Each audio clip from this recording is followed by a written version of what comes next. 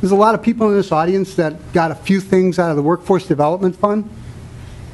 And Mr. Chair, that pisses me off. I can't believe it. You're putting a minimum of 1,000 and probably closer to 2,000 unemployed people at risk to prove a point, to set a standard, a low, low bar to go into conference. Because the Senate will always take more money out of workforce development funds if they can. So 1,000, 2,000 unemployed people are going to get nothing. I need to. And broadband, a lot has been said here. You know, we have a $900 million surplus. $400 million of that is a one-time. A minimum $400 million is one-time. You know, New York is doing $500 million.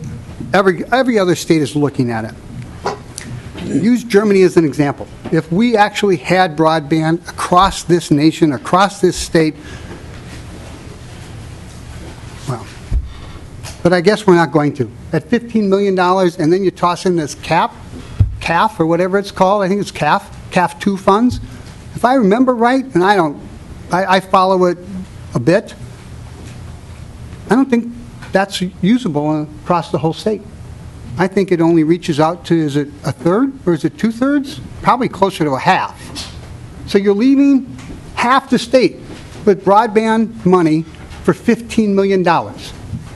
And I'm pretty sure that most of that western borderline does not fall under CAF, but I could easily be wrong. I don't have a map in front of me. So that whole western part of the state is going to get, I'm trying to be cleaning up my act here. So they're getting the raw end of the deal on this $15 million. You better hope, in Greater Minnesota, you better hope the Senate actually comes to the table. Right of first refusal, no one ever put anything in the right of first refusal. I mean, there's nothing. And what's worse, I had to force it out of people last night in testimony to even come up with a couple of small ideas. A performance bond. I know there are places out there when you don't do what you say you're going to do, you get fined the cost plus 10%. There's nothing in there for this right of first refusal. It's just a gift to large telecom industry. You know, again, kids in McDonald's or library parking lots, well, I'm sure they're all doing their homework. I've got no problems with that. I'm sure they're doing their homework. I know kids. I was one once, and I was a perfect child. And as angry and as frustrated as I am with my GOP colleagues, I'm even more frustrated with the professional lobbyist class here in this building. You come into my office. You came to almost each and every one of our offices, and you said, we need $100 million for broadband. I'm sure it's going to change this year. No, maybe we need $200 million for broadband, but you don't have the guts to come up to this table and tell us in front of, on the record, that this $15 million is worth it? You come up here and you say, oh, thank you, Representative Baker. You did a fabulous job. Representative Garofalo, you are the best thing since sliced bread. Give me a bowl of porridge, please. You stole money from your clients, as far as I'm concerned. This committee has been a waste of time for 4 weeks. And it will be a waste of time for almost 10 or 11 weeks.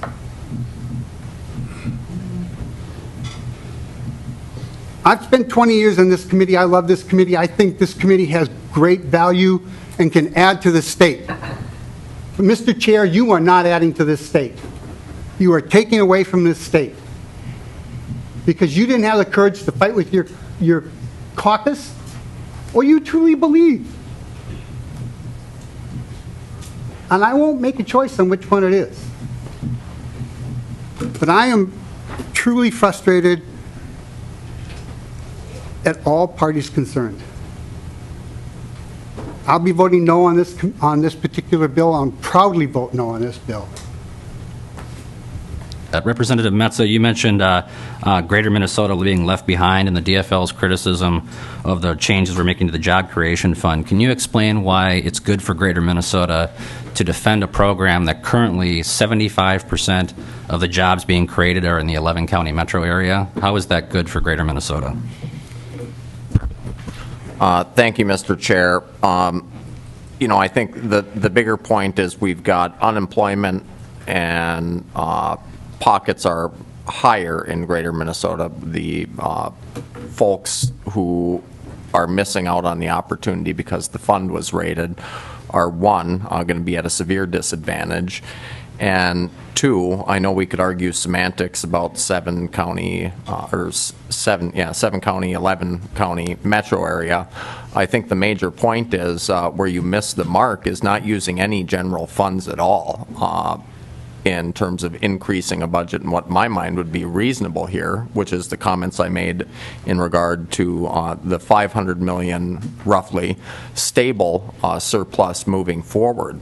And so I think the real disingenuous thing that your caucus has done is, one, you're going to go out and campaign and say, we did all this without raising taxes, and we did all this essentially because we had too much fat in government.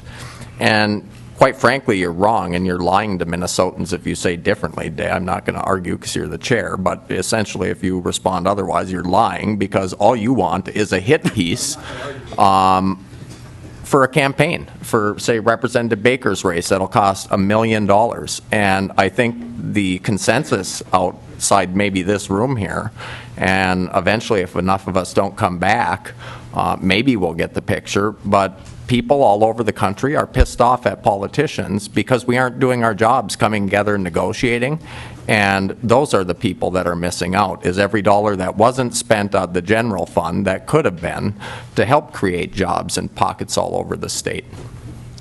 Two things. Number one, that's the second time someone's used this word in this committee. That is not acceptable behavior on the House floor in any committee, and both of you know it. Okay, so don't use that word, especially when we're on tape. Okay, so any younger members, if you think you can use that word in future committee hearings, it's not acceptable. I didn't interrupt either one of you, but don't use that word.